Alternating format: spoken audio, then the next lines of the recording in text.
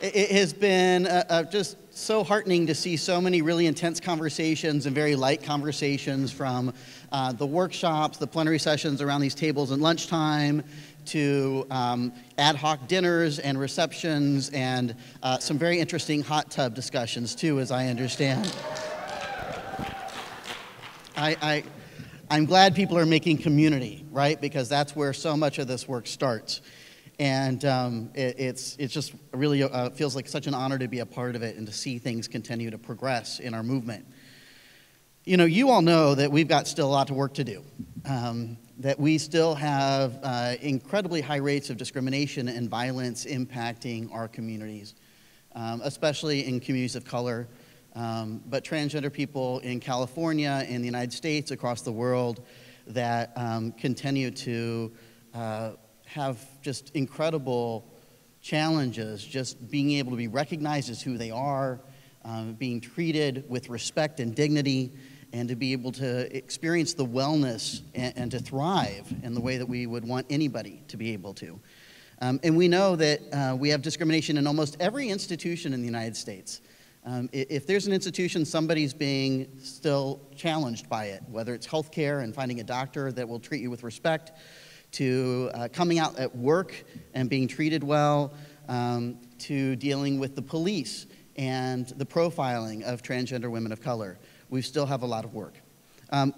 You know, but I do think while discrimination continues to be incredibly prevalent, that it doesn't have to be this way.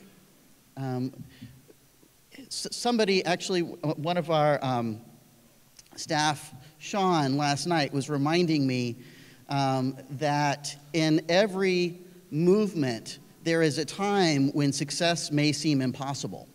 That when you're inside of horrific systems and when you're experiencing oppression, oftentimes you can't necessarily see the end. It's not always clear.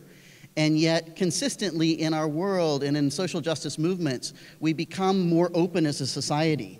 Institutions like slavery that folks felt very deeply held are no longer with us. And I do believe the oppression of other peoples, including transgender peoples, will eventually be a thing of the past.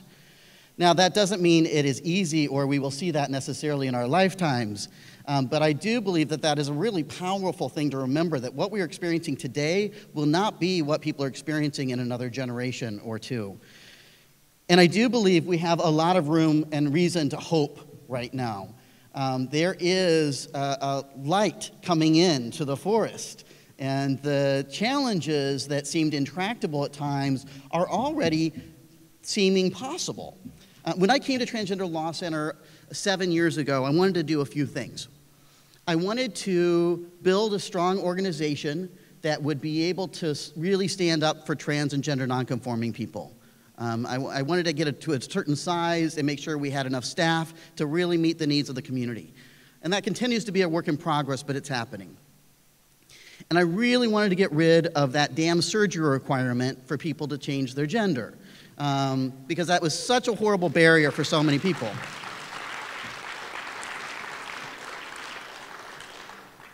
And I really thought, oh my gosh, if I could do anything, and if we could do anything, gosh, wouldn't it be great if we could actually finally get our health care covered? And what's amazing to me, in 7 years ago, those actually felt like they were probably 15-year dreams.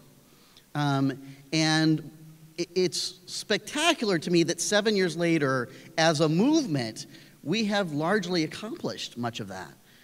Now, we've still got more work to do, and I'm going to talk about that, but we are accomplishing things now that we could barely dream of 10 years ago, which gives me so much hope for what we're going to do 10 years from now, and what folks who are emerging now and what many of you are going to accomplish that I could never dream of or do. So it gives me hope for our future. And we've got some really incredible things happening. I mean, obviously, this has been a spectacular year when it comes to marriage equality and to making sure that marriages and family structures can be recognized throughout the United States, as the Defense of Marriage Act was repealed, and we're seeing just tons of states now actually embracing same-sex marriage. And, you know, as many of you know, that's good for transgender people because we've had many people whose relationships weren't recognized because they were transgender, where a marriage was brought into question if somebody transitioned in that marriage, or if there was questions about what constitutes a legal marriage for trans people. And when same-sex marriage is legalized, that is less of an issue for transgender people. When all of us can get married, we are much more likely to have our relationships recognized as well. So that is important for us. But we all know there's a whole lot more than marriage. A whole lot more than marriage. And I feel like as we are on the verge of having the issue of marriage resolved in this movement, we have the potential for opening new opportunities and work for the LGBT movement and for trans movements specifically. Some of you have been filling out these more than marriage signs and talking about, what do you really care about? Is it immigration? Is it human rights? Is it kids in school? Is it support for parents who are transitioning? Is it health care? Is it prison abolition? Is it decriminalization of sex work? There are so many issues that folks in the trans and gender nonconforming community care about, and I am really hopeful that we're going to be able to get those at a higher level of attention throughout America as the issue of marriage is resolved. And I think that's good for us. Now, clearly, there are some issues that all of us have been working on for years that are continuing to be really critical. Employment is one. How many of you know a transgender person who's out of work? Yeah, me too. That was just about every one of you, by the way. We still have incredibly high rates of poverty and unemployment among transgender people. Now, we've got strong laws at this point in California and many states. We have a growing number of states, 18 now, that have transgender-specific employment protections, but we still all know somebody who's trans who's unemployed. So clearly, we have a lot of work to do to make sure that all of us are able to be cared for, right? That we have the economic opportunities and access to benefits that we need to just take care of ourselves and our families. We haven't finished that job yet. And we have 32 states still that need basic protections on the books. But we had good news for many of those states with the decision by the Equal Employment Opportunity Commission ruling that Title VII of the Civil Rights Act, which defines gender discrimination, includes transgender people. Now, this is a big deal. It's a big deal for the EEOC and for transgender people across the country who work in companies of 15 employees or more, because those folks no longer have to just be silent and suffer or get fired because they're transgender. They now have basic legal recourse to go to the local EEOC office, file a complaint, see their day in court. It is a new day for many of those companies who now can be held accountable for how they treat our people. And we need to make sure they are. But the other thing that's been exciting about this is this definition of sex has been imported now into other parts of the federal government. So more and more federal agencies now are defining sex discrimination to include transgender people. That includes health and human services. That includes housing and urban development. Impacting federally funded homeless services, healthcare services, and other services that many of our communities rely on. So this movement should hopefully help many people over time. But many of you have been involved in different programs that are really addressing this at the root level too here on a day-to-day basis for folks, because employment discrimination is not enough. We have to have laws on the books and we need to enforce those through litigation. But we also need to make sure that our community is available, has the resources available to actually get into the job market and have a chance of taking care of themselves. And there's some incredible ones here. I don't know if Drian Juarez is here with the TEEP program. There's Drian, who runs TEEP here in Los Angeles.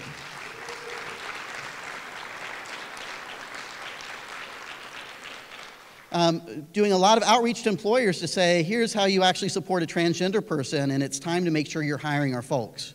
And supporting transgender people to make sure that we can address some of the barriers we sometimes have, like having job references and maybe a degree that does not match at all how we live our lives today.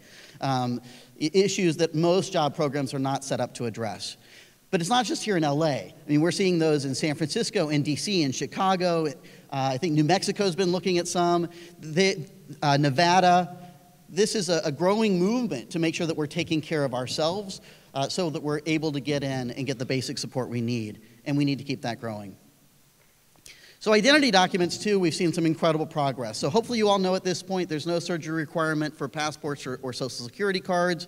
Many of you probably also saw that last year the governor signed into law AB 1121 that creates an alternate process so people in California no longer actually have to go to court to change their legal gender. People now can go through an administrative process that should be much more simple, much less expensive for folks. It's also ending the publication requirement so that for name changes. So transgender people should not have to publish their name as of July 1st. Is that correct? As of July 1st of this year. Now that...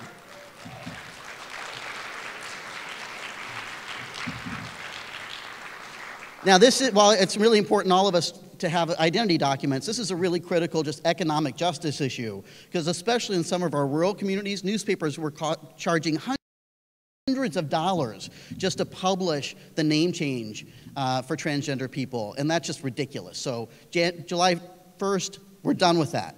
Should be much less expensive, much more streamlined to get our stuff in order. It's good. So obviously we have other states that need that as well, but we'll keep pushing on that. Yesterday you heard a lot about healthcare reform, and this has been also an incredible opportunity for us as the Affordable Care Act increases access to some level of subsidized insurance and also gets rid of pre-existing exclusion exemptions in those insurance policies. That's critical because so many of us have been denied any health care coverage because being transgender somehow was seen to be a pre-existing condition. It's kind of like being a woman is a pre-existing condition, none of which is right. But as of January 1st, the Affordable Care Act changed that for ACA policies. And that's good for us. But we're also seeing from grassroots activism across the country some incredible successes as we fight to get transition-related care, like all care, covered that is medically necessary. For those of you who were here yesterday, Speaker Perez mentioned we have now these insurance bulletins and regulations in California prohibiting now discriminatory transgender exclusions in any health plan regulated by the state of California. So that includes HMOs and PPOs specifically for all except those that are self-insured plans. So those are usually the biggest companies where the companies kind of create their own policies directly with the insurers. It does not include Medicare, that's federally regulated, and it doesn't include the federal employee health benefits that are for federal workers. And it doesn't include the VA surgery. Those are all areas of work that we've got to keep pushing on. But for the majority of us, we should now actually be able to access transition-related care through our insurance. Now, what does that mean? That means that things like chest surgery for a trans guy, bottom surgery for men and women, and trans and genderqueer folks that need that surgery should be covered by insurance. If you have a problem with that, we encourage you to let us know at Transgender Law Center so we can help you out.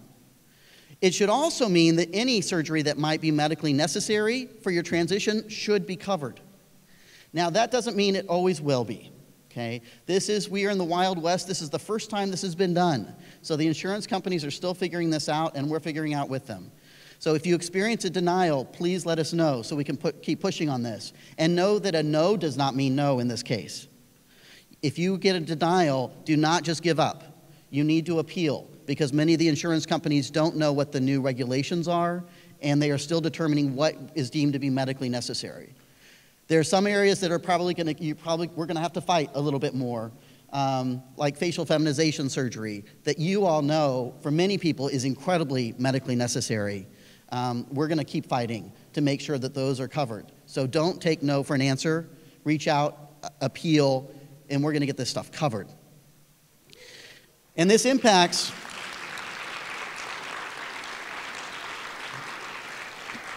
and I've already heard from a few people here today who are like, oh my gosh, Kaiser approved my surgery. I have my consultation next week. I'm going to talk to this surgeon in a month. It's just spectacular. This stuff is starting to work, folks. It really is happening. And this also impacts covered California plans. So those of you who bought plans through the exchange, the same rules should apply. And Medi-Cal should be covering medically necessary care as well. So we have a lot of pathways now for transition-related care in California, which is just frickin' awesome.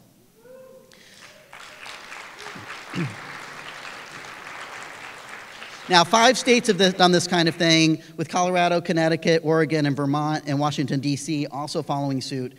And now we're starting to see some of the city plans for undocumented and uninsured people starting to cover care as well. So Healthy San Francisco is creating a surgery program, transition-related program for uninsured San Francisco residents. I understand Los Angeles is in similar conversations. The world is changing. Now, we need to keep pushing, so if you're doing that advocacy, don't let up. Don't take no for an answer. Keep pushing, advocate, let us know how things are working. We're going to keep chipping at this until it's done, and we all have access to the care we need. So I want to talk a little bit about schools.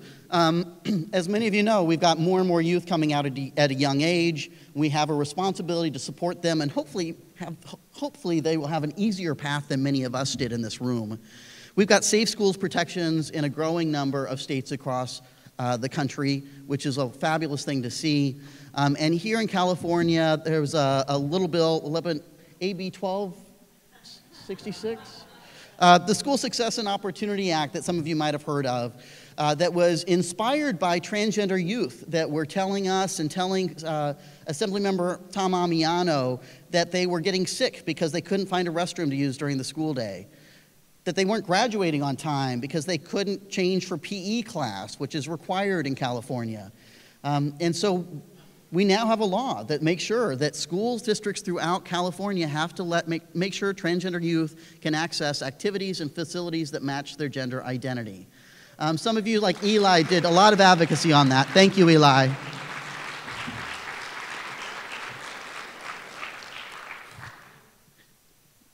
But we're also changing the culture.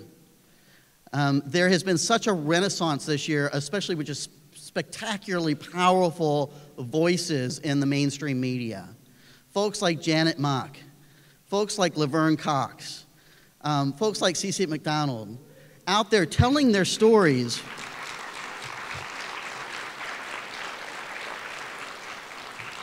and changing the dialogue about who we are as transgender people. Now, we can't underestimate the power of this. Whether it's a TED Talk that's getting tons of attention in mainstream media, or it's Janet's book, or it's Orange is the New Black, which if you haven't seen it, you gotta watch. It is exposing America to trans folk. And what's so exciting to me, it's not just trans folk, it's trans women of color specifically, telling their stories for themselves.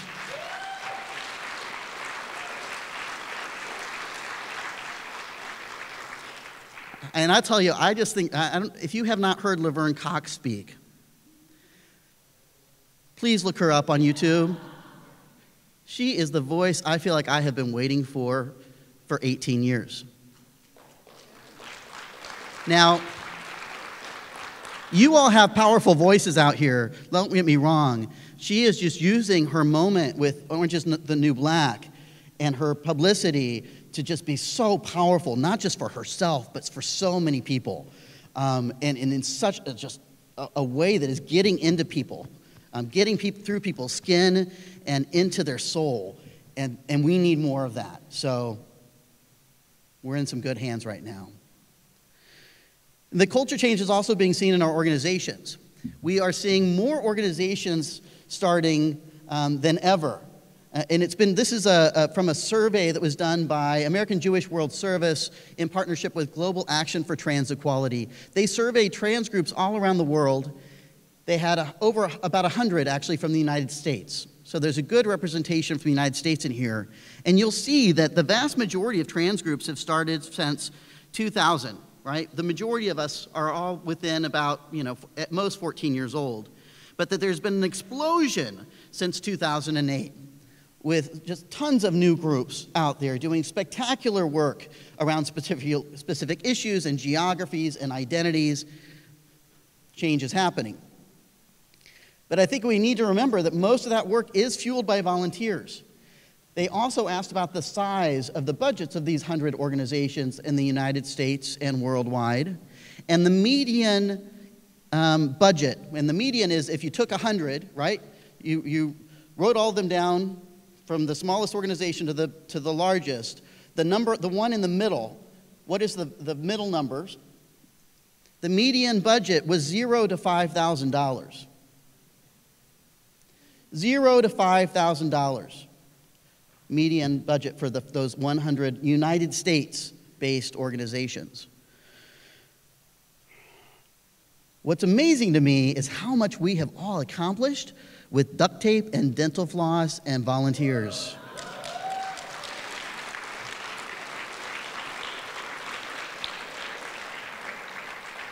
Some of your groups are in this, and I'll tell you, money is not always power, because people are making some big change with that $0 to $5,000 a year budget that they have. So that's one of the reasons we need volunteers. We've got to keep fueling this through our time. And I'll tell you, I spent 8 years spending almost every waking moment outside of work volunteering doing trans work. So I know what a privilege it is to be able to do this full time now, and I am so grateful for it. And I know that not all of us have that privilege. And I thank each and every one of you who do that, who work or do what you can to survive, and then spend your waking moments trying to figure out how you make a better community for your people in whatever way you can. Thank you, because none of this would be going on otherwise.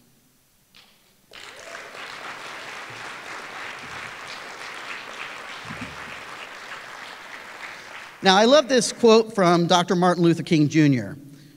All progress is precarious, and the solution of one problem brings us face to face with another problem.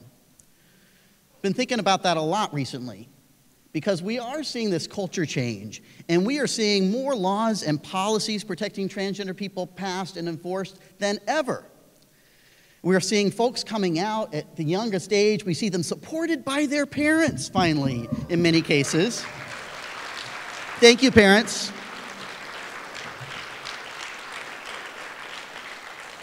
We see organizations, we see things like the Trans 100, which I think is such an amazing thing that Jennifer Richards does in Chicago, and We Happy Trans. And I want us to remember that we are vulnerable in our success, because much of our progress to date has been made quietly. It's been made under the radar. I can't tell you actually how many wins we have accomplished in the transgender movement across the country that nobody knows about, or that we didn't tell anybody about for 6 months or a year until it was no longer an issue and we could start talking about it safely without backlash. Because we knew that backlash was always possible and that eventually we would have to face it. And I'll tell you, we're starting to face it. With AB 1266, for example, we saw for the first time an attempted referendum against a transgender law in California. I do not want a referendum against a transgender law in California. I don't think any of us do. But we were prepared to fight it if we needed to. In fact, we had a next effort. We have filed a lawsuit against the Secretary of State in California because they're still trying to get signatures approved to get on the ballot this fall. Now, we don't think we think they're grasping at straws. We don't think that's likely, but we're watching it really, really carefully, I got to tell you, and we will intervene if we need to. But no challenge that they're trying to make has ever been successful, which is why we feel like we're likely not looking at a ballot initiative. But they're clearly not giving up. And it's certainly possible that they could come back with a ballot initiative for 2016. So we need to continue to build our leadership skills and organize and build coalitions throughout California and nationwide. We need to strengthen our leadership as trans people, but we also need to strengthen our partnerships in communities of color, in educational justice groups, in reproductive justice groups, and others that care about these issues. Now, we won't stand alone, but we need to stand strong, and we need to make sure that we're standing strong together.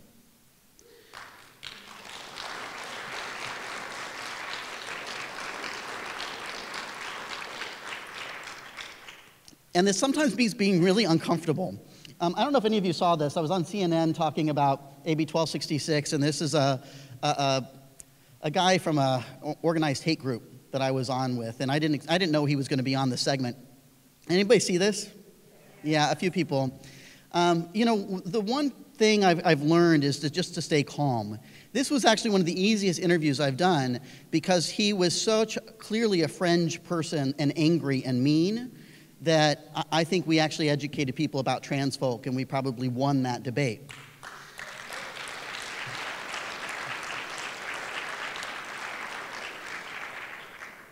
But I think the trick is, and many of you are much better at this even than I am, is to not let them trigger us, right? And to not let their anger become our anger. To not let their insanity become our insanity. To be in it and be in the moment and realize they're not talking about us, they're talking about them. And the best thing we can do is to tell our truths and our stories, and that will speak for itself. We will move people, and they will come to us. Okay?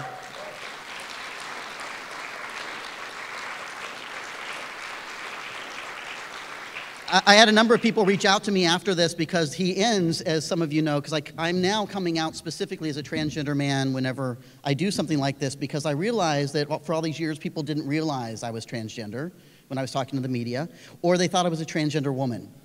And so, yeah, because most folks just don't know much about trans issues. They don't know who we are, folks. And so if what I've learned is when we talk to folks to really let them know, what does it mean to me to be transgender? And when this guy realized I was transgender halfway through the interview, he decided to end it by calling me lady. He said, "Thank you, ladies," as his final insult. And this stuff is going to come up at times. It's going to happen. That was about him. It was not about me. But if you want to, you can call me the Lady Masen Davis from now on.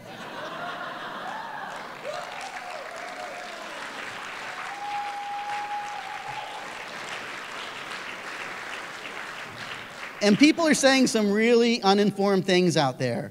Now, for a lot of these folks, they're just uninformed. You know, they're not mean, they're not hateful, they just don't know us yet. And so just being kind and calm and patient and helping them know us is going to go a long way. And then there's some folks out there that are just downright mean. We are not going to move these folks, but we need to know they're out there and they're talking about us.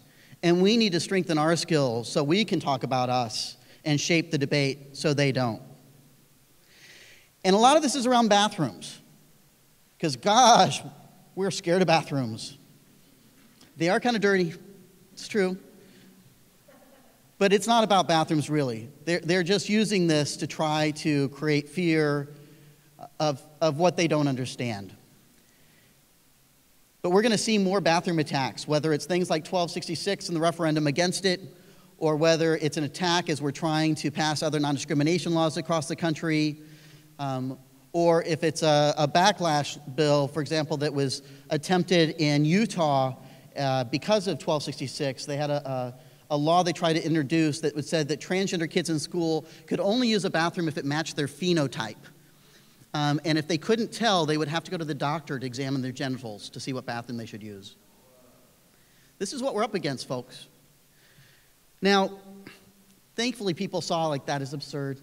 Nobody wants that.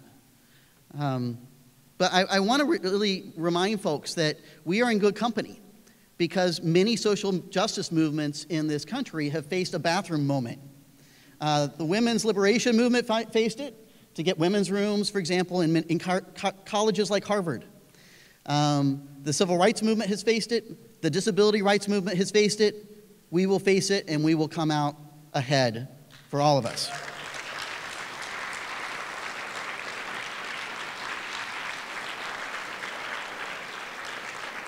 So what's next? So first, obviously, we've got these 32 states that still need basic protections. I don't think we can leave them behind.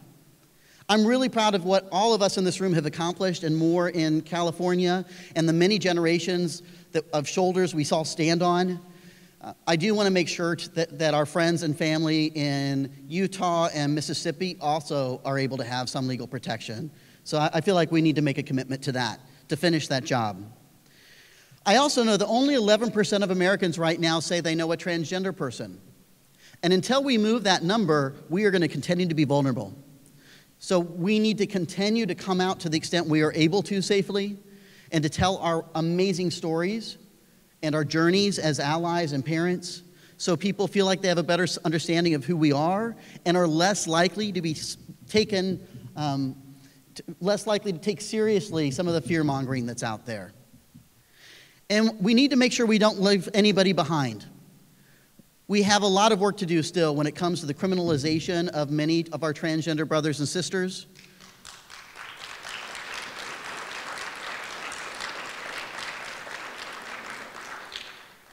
We've got way too many people who are still in solitary confinement, whether they're immigrants that they're trying to deport or they're trans folk in custody.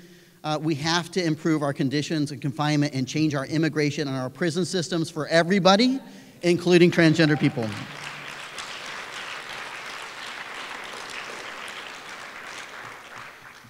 And we have a lot of work to do to educate folks, not just around trans issues, which is still pretty new when it comes to a lot of folks, but gender nonconforming folk.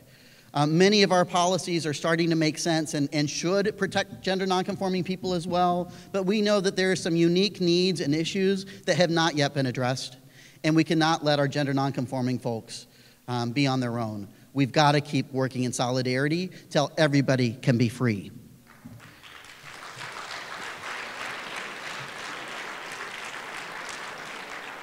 And we need you, because this is on volunteer sweat. It's on each of us in our conversations that we have with our family and the person at the grocery store and our colleagues. You know, as I was doing the focus, we've been doing focus groups to help figure out how do we talk about trans issues more to kind of folks in places like Fresno and Denver, Colorado, and Las Vegas, Nevada. And one thing I have learned is oftentimes our coworkers who have experienced our transitions are not always our best allies. One of the reasons for that is that they feel like those who work with us while we transition are oftentimes afraid to talk to us because they're afraid they'll be sued if they ask the wrong question, or the HR will come down on them if they say something wrong. So it means that some of our colleagues are working next to us, but they're afraid to talk to us, and then the anxiety just builds, and it doesn't actually move them.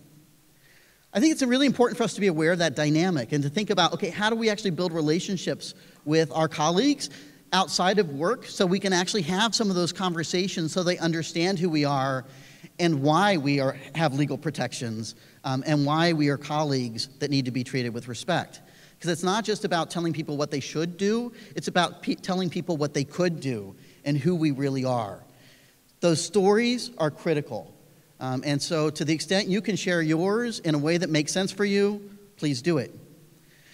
And know that you've got to just stay calm and practice self-care, because as I think Ben may have said yesterday, this is a marathon, it is not a sprint. And the truth be told, it's really a relay race, because oftentimes we need to pass the baton to somebody else who's got a little bit more energy than we do.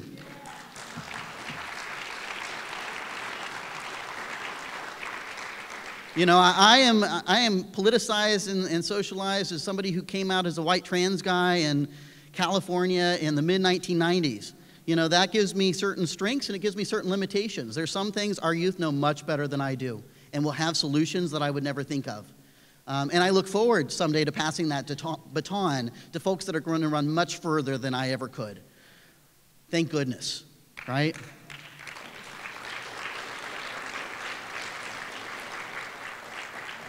And I want to leave you all with one last thought before I turn over to the amazing Valerie Spencer, and just one of the people I respect just so tremendously in Los Angeles, is this quote from Gandhi. First they ignore you, then they laugh at you, then they fight you, then you win. We have been ignored, and we have been laughed at. And right now they are fighting us, and we got to be prepared for that. We got to be ready for this fight. We need to be rested, we need to be trained, we need to be organized, and we need to treat each other a little bit better than we do so we can fight others instead of ourselves, okay?